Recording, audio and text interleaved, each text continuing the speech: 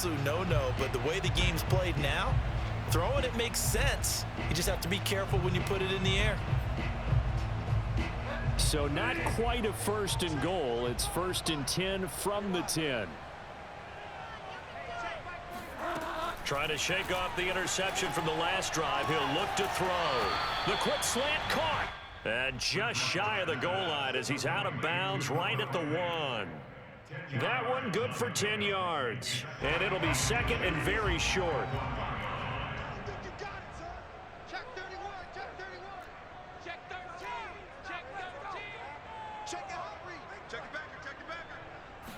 Bridgewater with a keeper. And he will take it in for a Bronco touchdown. Teddy Bridgewater keeping it himself from a yard out. And the Broncos have made it a one-score game again here in the 4th. All right, now a big 2-point conversion attempt still to come. Bridgewater will try and throw.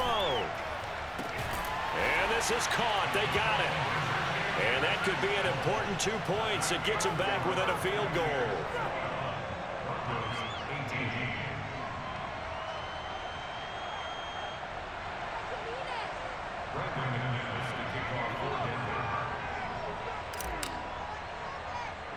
After the touchdown, here's McManus now to kick it away. It's a squib kick fielded just inside the 20. And he'll take it up past the 25 to the 26-yard line.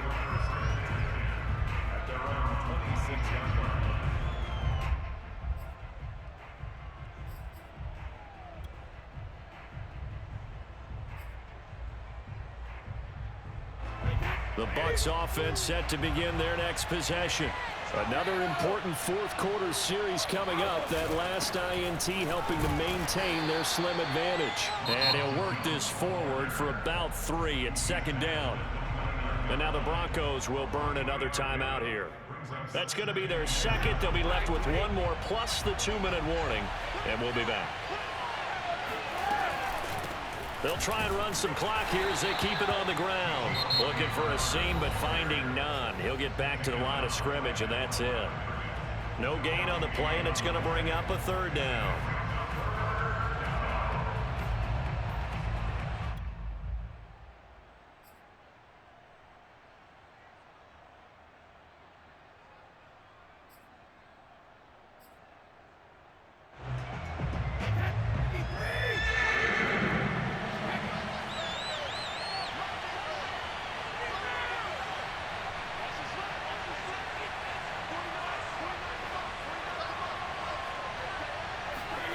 Throwing now is Brady. And this is caught. It's pulled in by Gronkowski.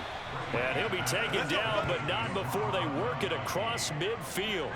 Last play, they got stuffed at the line. Different story here, over 20 yards.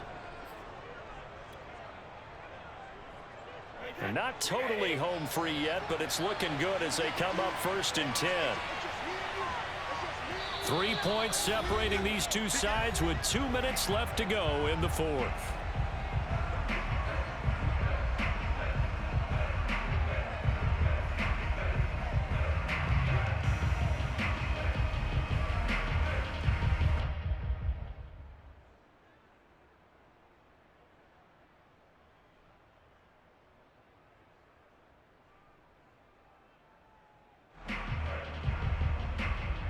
So it's Buccaneer football as we welcome you back.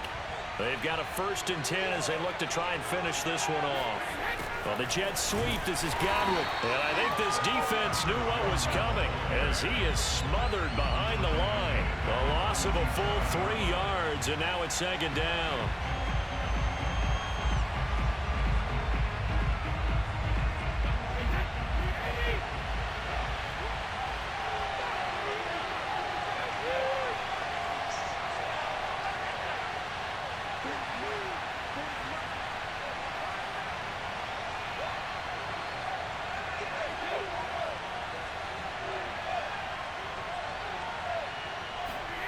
Brady going to throw here. Dancing to his left. And his throw's going to be incomplete. This a very important drive, and that incompletion leads to a very important third down here if they're going to try and get the football back. Yeah, getting it back, absolutely crucial to their chances to try and win this game. I would expect a lot of pressure here. They can't afford to let them continue to get first downs and eat away at the clock. Brady to throw. He's going to float this one deep right side. And this will be incomplete. Boy, can you believe this? That one probably should have been picked too. Instead, it's fourth down.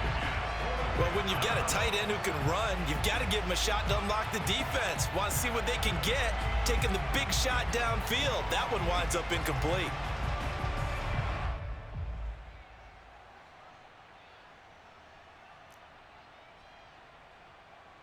And here's a big one now. Trying to hold this lead. They're going to go for it here on fourth down.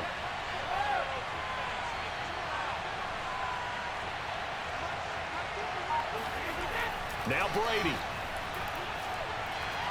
He'll let this go for the end zone. And it's incomplete. They cannot convert, and they turn it over. Boy, it looked like he had it and dropped it. And the Broncos are going to get the football back in great field position.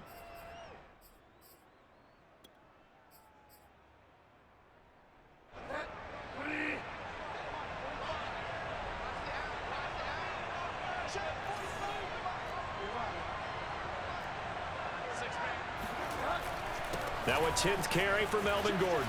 And they'll get him down after a pickup of 8, 2nd and 2. 8 yards the tally on that first down run. Here's 2nd and 2. This is Gordon as they go to him again. And they'll be inside the 35 now at the 34-yard line. From the 34 now, here's 1st and 10. I know they got a little yardage there, but I'm not sure their investment is right. They're still running the football, and I'm not sure there's enough time to continue to do that.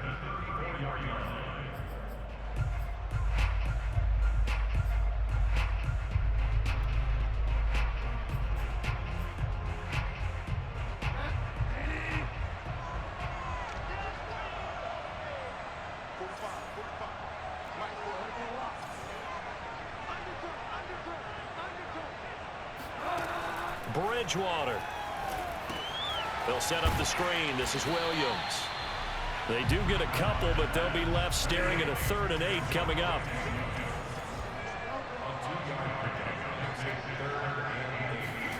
Here's Bridgewater. He'll take a shot for the end zone. And that will be incomplete. Well, they weren't scared to let it fly, but it falls to the ground and brings up 4th down. Certainly would have liked to get some yardage out of that play, but now you got to put this in the hands of your field goal kicker. See if he can get you to overtime.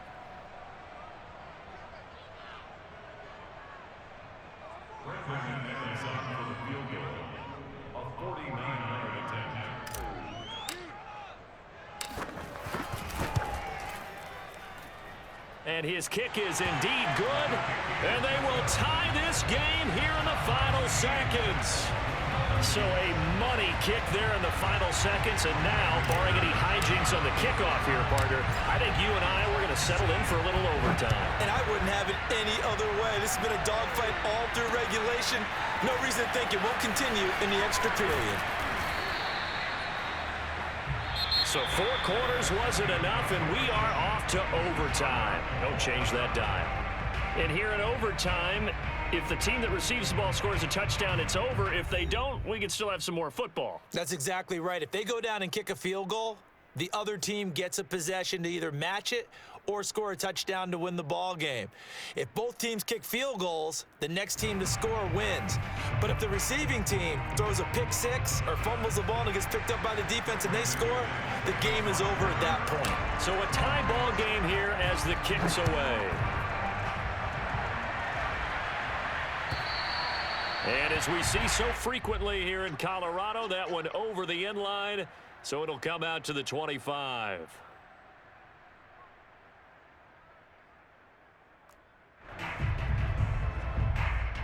The Bucs offense set to begin their next possession.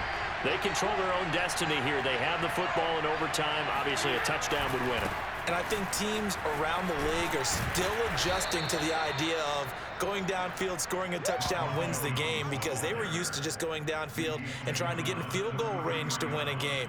Still having to make that transition. Let's face it now, the ones who are doing it best know they need to go down, attack, put the ball in the end zone, and not leave it up to a field goal and give the other team a chance. As we said, they control their own destiny now. They'll get 3 as the drive continues. It's a first down. 2nd and 2 is prime time for a little bit of a gamble, isn't it? Open up the playbook, go play action, toss that bad boy deep.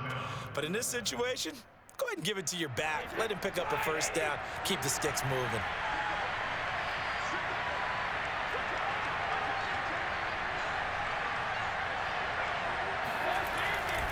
On first down, it's Jones. And he'll maneuver his way forward for about 4. 2nd and 6.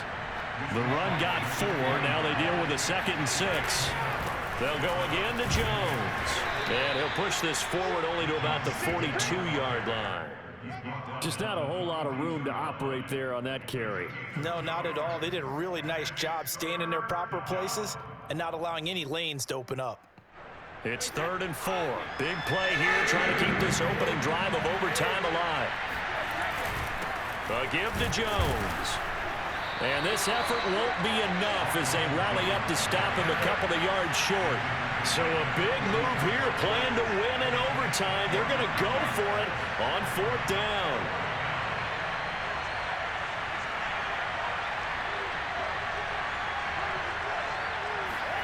Now a first throw here in overtime. Oh, and it's intercepted. Picked off by Kareem Jackson. There he goes left side. You gotta love it, baby. And he takes this one back into the end zone. And the Bronco defense has a touchdown. Well, we were on hand for a fun and entertaining game here. Coming down really to that last play. Great job defensively to get the pick and seal it. And we know that every play during a game matters. You're never sure which one's going to be one of the key ones. But at the end of the game, when you analyze it, 3, 4, 5 plays are going to be the ones you focus on. And that last play was one of them. The last shot had to take it, and they came up with the interception and sealed their victory.